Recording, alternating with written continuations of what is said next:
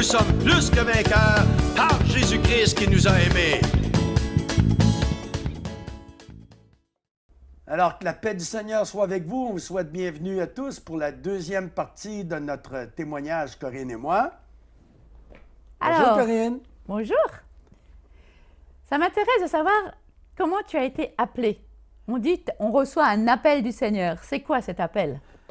Alors l'appel du Seigneur, d'abord le jour où je me suis vraiment converti publiquement, le 9 mai 1982, je serais parti ce jour-là pour évangéliser la planète parce que pour moi, il n'y a plus rien dans le monde qui représentait de l'intérêt. C'est dur à expliquer, mais il s'est passé quelque chose en dedans de moi. Je venais d'avoir la révélation que Jésus-Christ était véritablement le Fils de Dieu et qu'il était la solution pour le monde. Et donc, je voulais aller le dire à tout le monde. Mais là, Dieu a dit, un instant, mon petit homme, c'est bon, il y a un appel sur ta vie, mais il faut d'abord qu'on fasse un peu de ménage sur ton passé et que je te forme pour l'appel que j'ai placé sur ta vie. Et il a fallu 8 ans de formation. J'étais dans le monde des affaires, j'étais homme d'affaires, j'ai toujours été dans le domaine de la vente ou directeur commercial, directeur d'entreprise et autres.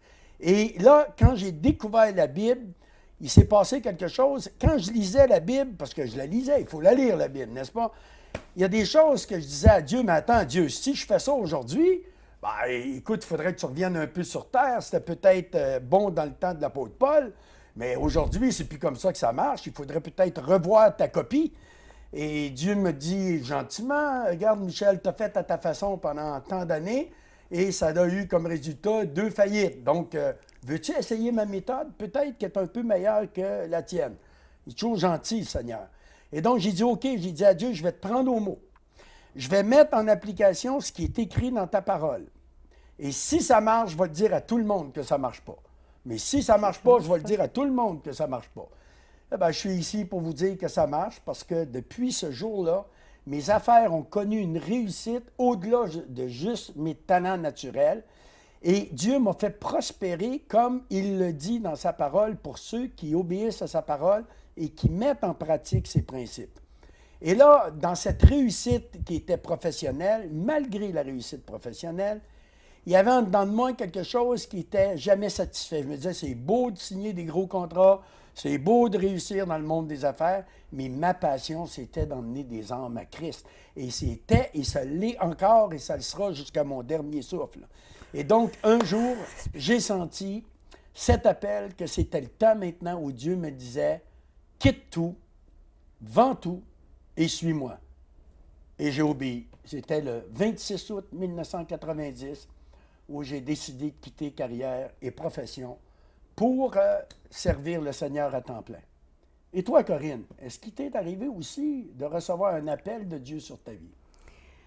C'est vrai que après cette nouvelle naissance dont j'ai témoigné dans la première partie, le Saint-Esprit me parlait, mais j'étais quand même encore attristée parce que j'avais un rêve dans ma vie.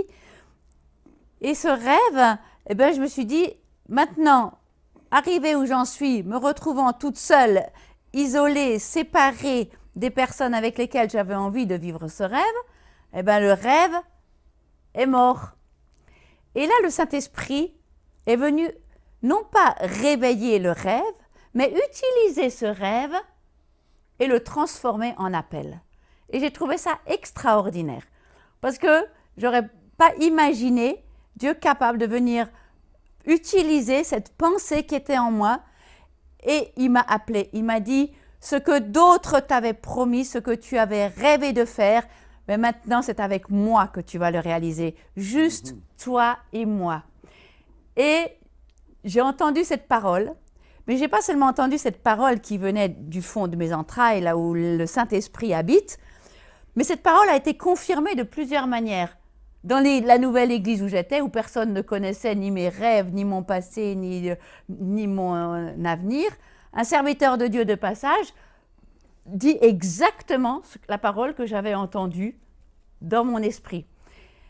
Et ensuite, d'une autre façon, par des circonstances complètement extérieures au monde spirituel, j'ai encore eu plusieurs confirmations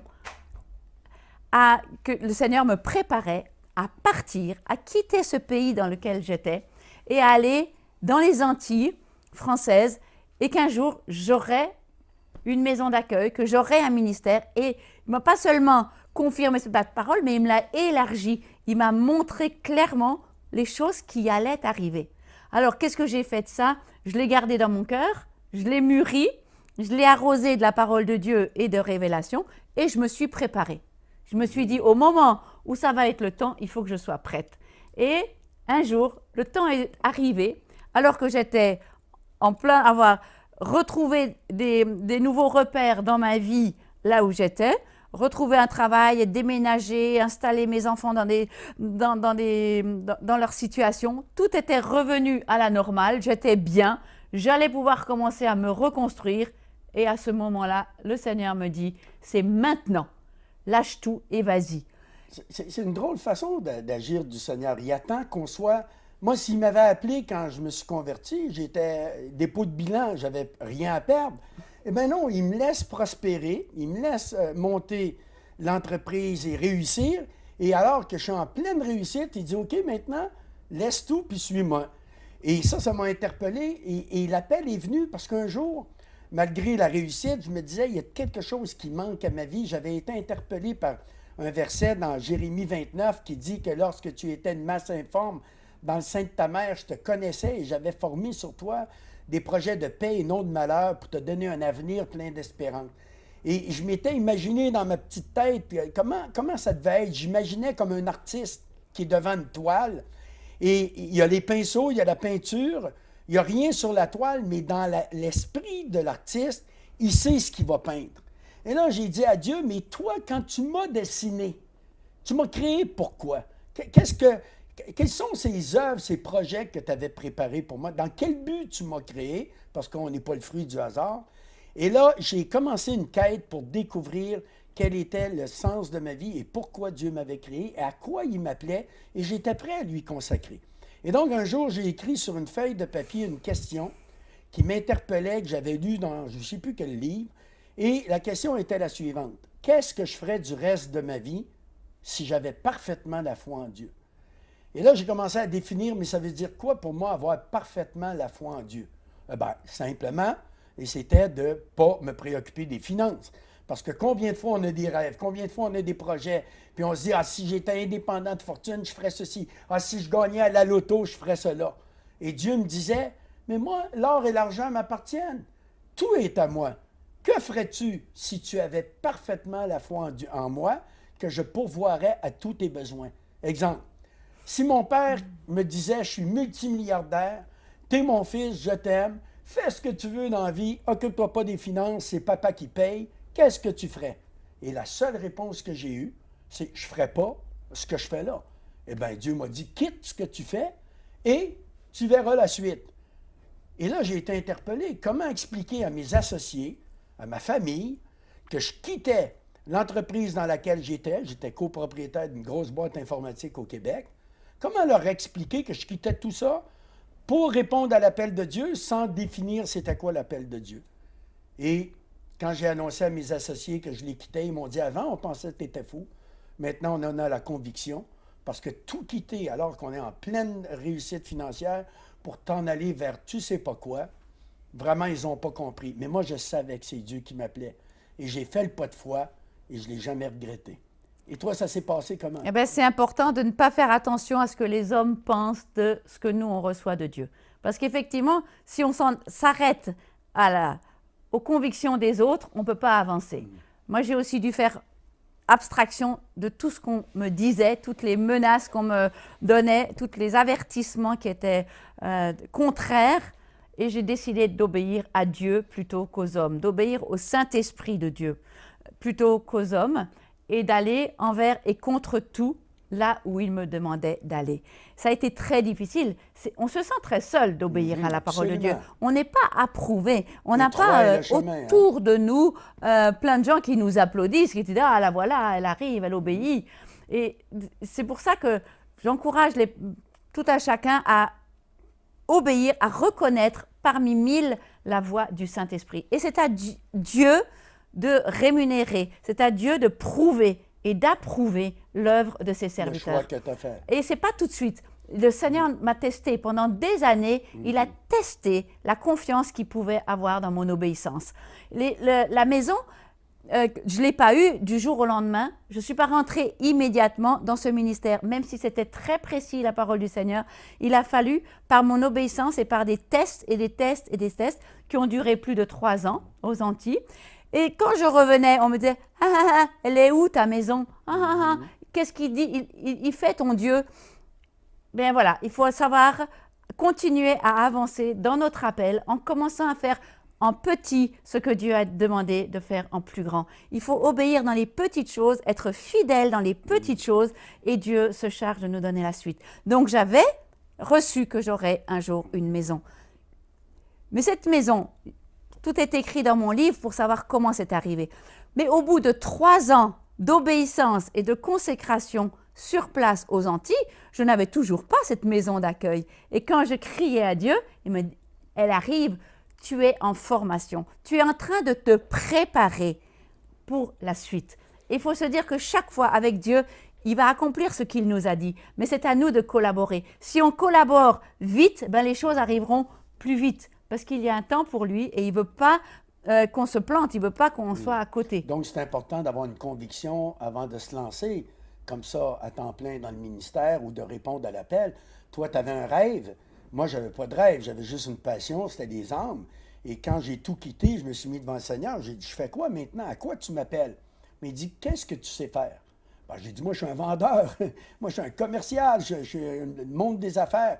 Ben, il dit, mets par écrit l'expérience que tu as vécue avec moi et la parole dans le monde des affaires. Et j'ai commencé à écrire ça. Et c'est devenu un séminaire de vente et de marketing selon les principes bibliques. Et c'est comme ça que j'ai commencé. J'ai imprimé un flyer, j'ai réservé une salle d'hôtel et je me suis donné l'objectif de recruter 25 participants qui, eux, après, eh bien, se démultiplieraient par les contacts qu'ils ont. Et j'ai commencé tout simplement comme cela, avec ce que j'avais comme expérience, les choses que je connaissais, mais les expériences vécues avec le Seigneur. Et il s'est manifesté au travers de cela. Il y a eu des âmes qui ont été sauvées. Et dans cette continuité où je servais Dieu dans le domaine qui était le mien, Dieu m'a rappelé aussi que tout au long, depuis ma conversion, il y a un domaine qui m'interpellait par-dessus les autres, c'était la dimension du combat spirituel. Et un jour, c'est venu clair où Dieu m'a conduit dans un jeûne prolongé, puis il dit maintenant, tu mets en place une formation pour partager aux autres et enseigner les autres dans ce que tu as vécu dans ce domaine-là. Et j'ai obéi, et j'ai mis par écrit, et ce séminaire est devenu aujourd'hui mon livre, le premier livre que j'ai écrit, qui s'appelle « Le combat spirituel », et qui a permis à des milliers de gens eh bien, d'apprendre cette dimension dans un équilibre biblique de ce qu'est le combat spirituel. Et c'est ça qui m'a ouvert les portes et qui a fait qu'en 1994, j'ai été invité de venir en France pour la première fois de ma vie. Et là, j'ai reçu l'appel missionnaire de Dieu pour la France, comme toi, tu as reçu l'appel de partir en Guadeloupe. Moi, ça a été pour la France. Mais cette maison, elle est venue comment? Ce qui est important, c'est de faire exactement ce que Dieu nous demande avec les capacités qu'on a. Moi, j'étais une infirmière. Moi, j'avais dans mon cœur le désir de soigner. Pendant toute la première partie de ma vie, je n'ai pas pu explorer ce domaine de ma vie. Et bien là-bas, j'ai pu redevenir simplement infirmière. Et c'est en faisant ce pourquoi je suis, qui je suis, que le Seigneur a utilisé ces dons qu'il m'a utilisé. Et donc, j'ai pu commencer à oser imposer les mains aux malades, voir des malades guéris. J'ai commencé à proclamer la parole de Dieu j'ai commencé à prophétiser sur les gens. J'ai commencé à faire dans mon cadre professionnel ce pourquoi j'étais appelée à faire plus tard. Mais la suite, je ne la connaissais pas vraiment. Dieu me testait dans le domaine d'activité dans lequel il m'avait placé. Donc, j'ai commencé, avant de chercher ma maison, de chercher à exercer les dons que Dieu avait mis en moi. Ça peut encourager ceux qui nous écoutent. Tout le monde est capable d'utiliser. Notre vécu, nos compétences, notre expérience mis à son service, là, Dieu peut les utiliser. Qu'as-tu dans la main? Ouais. Et avec ce que tu as, Dieu va le transformer. Et rien n'est inutile avec Dieu. Il utilise chacun de nos dons, mais c'est pour l'utilité du corps de Christ. Et à travers toutes ces années, ces 3 premières années aux Antilles où je n'avais pas ma maison, j'étais en formation. Je savais que la promesse s'accomplirait un jour.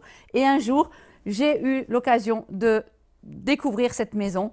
Et quand j'ai vu cette maison, elle avait les scellés, l'huissier de justice, le scellé des huissiers. Et là, j'ai demandé à l'agent immobilier depuis combien de temps cette maison est à vendre. Et il m'a répondu, ça fait 3 ans. Ça faisait exactement 3 ans que j'avais foulé le pied aux Antilles. La maison m'attendait. Donc, des fois, Dieu, il doit attendre, patienter, freiner. Il a des projets, les choses sont là, mais nous, on doit entrer et être formés pour entrer. Donc, moi, je n'étais pas prête et je me suis formée en 3 ans. Mais je ne le savais pas. La première année, je ne la savais pas. La deuxième année, je ne savais pas. Je ne savais pas quand arriverait le temps. Et donc, c'était merveilleux. Et après avoir eu cette maison, eh ben, j'ai vu que toute ma carrière professionnelle aussi, pendant 3 ans, m'a servi. Parce que le fait que j'ai eu 3 ans d'expérience professionnelle, eh ben, j'ai pu ouvrir mon cabinet d'infirmière libérale. J'ai pu devenir indépendante. Donc, j'étais absolument indépendante. Et ça veut dire que j'ai été guérie de toute la forme de soumission et de contraintes sous lesquelles je m'étais mise dans mon passé. Et le Seigneur me rendait réellement libre et autonome de rentrer dans ma maison. Et cette maison d'accueil, elle a pu servir pour la guérison des cœurs brisés, pour la restauration des brebis qui avaient été maltraitées dans le corps de Christ et qui venaient. Dans ma maison, il n'y avait pas de dénomination, il y avait juste un grand cœur plein d'amour pour de l'écoute, de la prière et apprendre à rentrer dans la relation de cœur à cœur avec ce Dieu d'amour. Et c'est dans cette maison que j'ai vraiment compris combien Dieu peut utiliser la parole de Dieu de façon efficace à travers le Saint-Esprit. Je la faisais lire à des personnes, on priait le Saint-Esprit et les personnes se guérissaient, s'auto-guérissaient. Il y avait des délivrances, des guérisons à travers la parole de Dieu révélée par le Saint-Esprit, sans autre grand ministère. Mais voilà, Dieu me préparait à la suite et à nouveau, je ne le savais pas. Je pensais que cette maison, mon association Rehoboth en Guadeloupe, serait la fin de ma vie parce que j'y étais bien, j'étais rayonnante, tout était rétabli dans ma vie. Dieu avait restauré toutes les parties brisées, remis toutes les formes de puzzle ensemble et c'était comme si tout était accompli. Mais ce n'était pas encore la fin. Mais ce n'était pas la fin, sinon je ne serais pas là aujourd'hui. Tu vois, quand on est ému de compassion, Jésus, il était ému de compassion et quand on a la compassion nous pousse à l'action. La différence, c'est avec la pitié. La pitié, quand tu as pitié de quelqu'un, tu en as pitié, mais ça ne te pousse pas à une action. La compassion nous pousse à une action.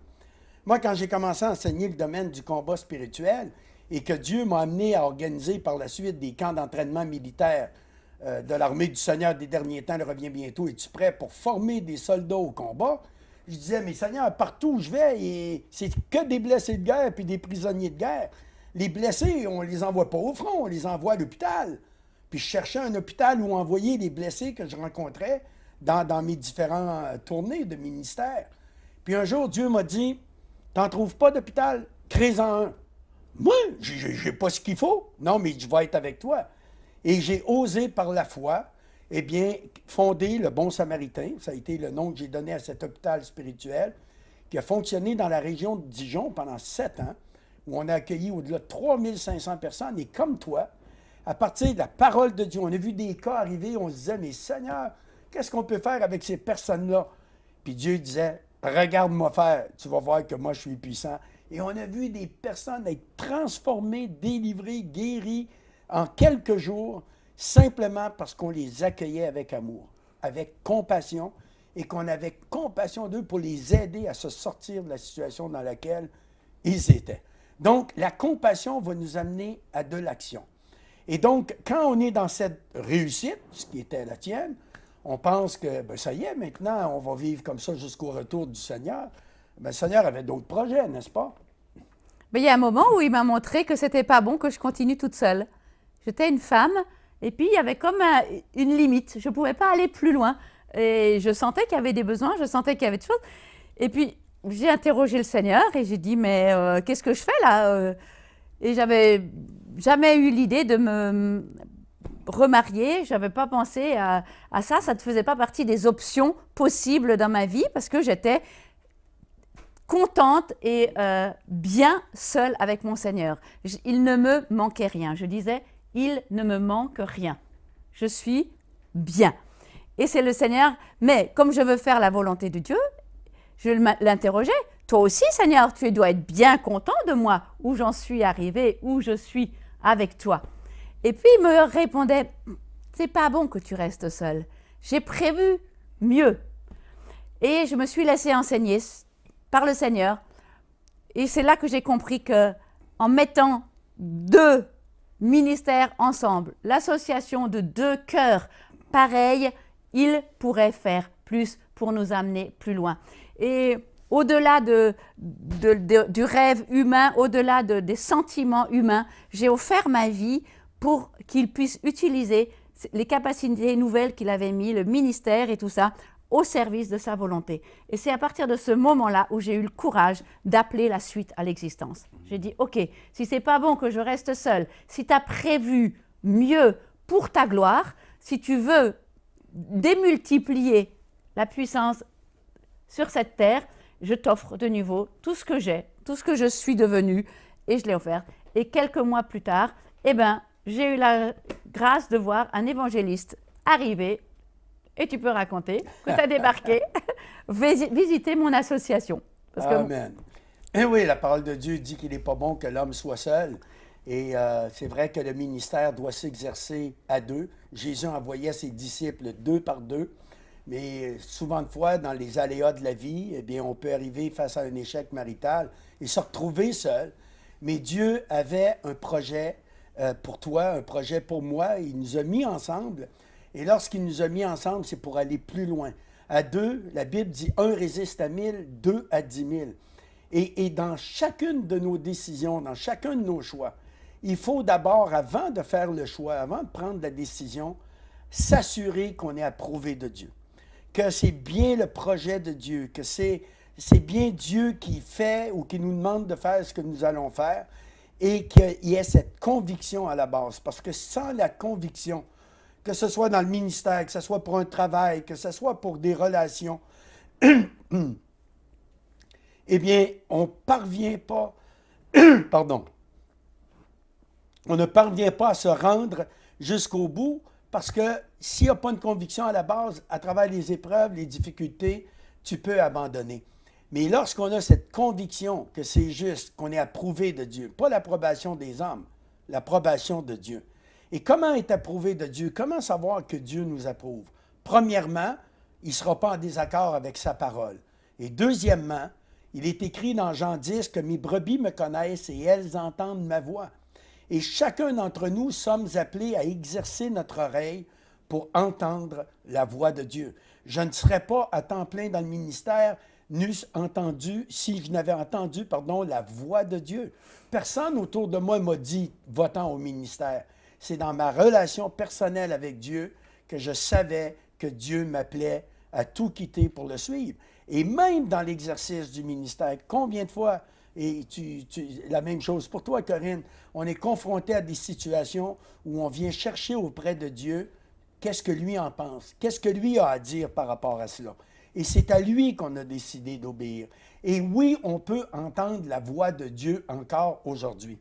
Malgré tous les bruits qui sont autour de nous, malgré toutes les voix qui se font entendre autour de nous, il y a une voix qui se fait entendre par-dessus toutes les autres, à celui ou celle qui veut bien l'entendre, et c'est la voix de Dieu.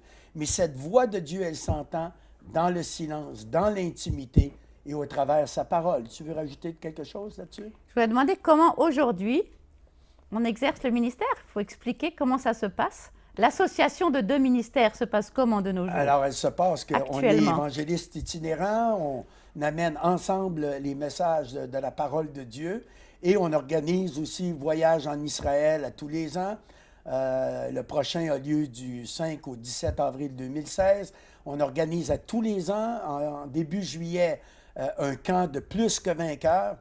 Notre objectif, c'est vraiment de rendre libres les gens, les former à s'approprier eux-mêmes les promesses de la parole de Dieu, à devenir non pas des brebis qui servent bêtement, qui suivent bêtement quelque berger que ce soit. ça ne veut pas dire de ne pas être à l'intérieur d'une assemblée ou autre. Au contraire, on encourage les gens, mais que la voix qu'on entend et qu'on écoute par-dessus toutes les autres voix, c'est la voix du bon berger, la voix de Dieu.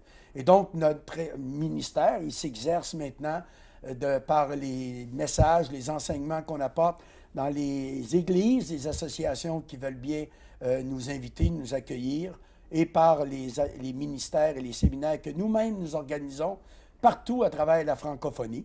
Donc, si certains d'entre vous aujourd'hui qui nous écoutez dites on aimerait vous recevoir dans notre assemblée ou dans notre région, simplement allez sur notre site internet www.michelallard.com. Vous y trouverez toutes les informations, tous les détails. Et sur la partie droite, en haut, il y a un petit lien qui amène sur le blog de Corinne et Michel, mais c'est surtout Corinne qui a le don d'écriture, qui y met des perles à chaque jour. Donc, vous pouvez aller y puiser, vous aussi, chaque jour, une perle pour votre journée. Oui? Et on est disponible pour venir vous voir dans vos régions. Et disponible pour recevoir vos invitations. Merci de nous avoir écoutés. Soyez vraiment bénis et osez dire oui à la vie de Dieu pour vous. Il a un projet pour ta vie.